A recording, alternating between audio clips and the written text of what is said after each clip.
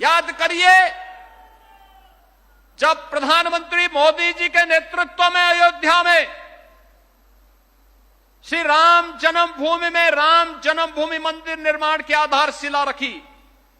मोदी जी पहले प्रधानमंत्री थे जो अयोध्या में आए, राम जन्मभूमि का दर्शन किए और दर्शन करने के साथ ही उन्होंने राम मंदिर की आधारशिला रखी। और मोदी जी पहले प्रधानमंत्री हैं जिन्होंने अयोध्या में रामलला को 500 वर्षों के बाद विराजमान करने के बाद देश के अंदर इससे पूर्व सभी भगवान राम से जुड़े हुए आराध्य स्थलों का दर्शन किया और फिर आकर के 22 जनवरी 2024 को श्री राम जन्मभूमि पर भगवान राम को विराजमान करके सनातन आस्था को सम्मान देने का काम किया। भारत की सनातन आस्था को मिल रहा यह सम्मान इन्हीं संकल्पों की दृढ़ अभियान का हिस्सा है। आज बहनों और भाइयों, जब हम यहां लाखों दीपों से अयोध्या धाम को जगमगा रहे हैं,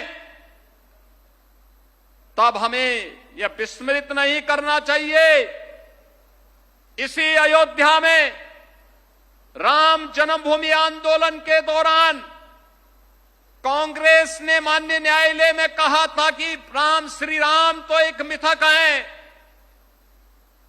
उच्चतम न्यायालय में कांग्रेस ने शपथ पत्र दिया था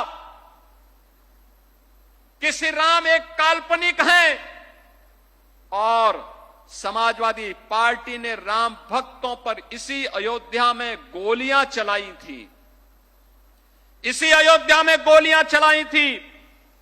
ये वही लोग हैं जो बाबर की कब्र में जाकर के तो सजदा करते हैं, लेकिन जब अयोध्या में राम मंदिर में रामलला विराजमान होने के कार्यक्रम में उन्हें निमंत्रण दिया जाता है तो ये लोग राम मंदिर के निमंत्रण के कार्यक्रम को ठुकरा देते हैं। याद रखना, इनके दोहरे चरित्र को हमें स्मरण रखना होगा। कैसे भारत की सनातन आस्था का ये लोग अपमानित करते रहे हैं और किस किस प्रकार के शब्दों का इस्तेमाल ये लोग करते रहे हैं। कभी राम के अस्तित्व पर ही प्रश्न खड़ा करते थे, कभी एक आक्रांता की कब्र पे जाकर के सजदा करने का कार्य करते हैं और फिर भारत की आस्था को अपमानित करने के लिए कोई भी कोर कसर इन्होंने नहीं छोड़ा। बहनों और भाइयों, ये वही लोग हैं जिन्होंने राम मंदिर आंदोलन के दौरान अयोध्या धाम में मंदिर का निर्माण न हो इसके लिए अपने अधिवक्ता अलग से खड़े किए थे, विरोध में खड़े किए थे कि जिससे ये विरोध कर सकें, राम मंदिर के मार्ग में बाधा खड़ी कर सकें। लेकिन आज हम कह सकते हैं उन्होंने गोली चलाई, हम अयोध्या में दीप जला रहे हैं।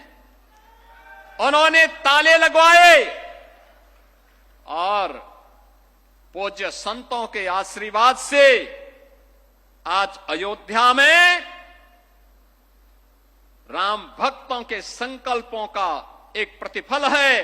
अयोध्या में भगवान राम का भव्य मंदिर का निर्माण हो गया है।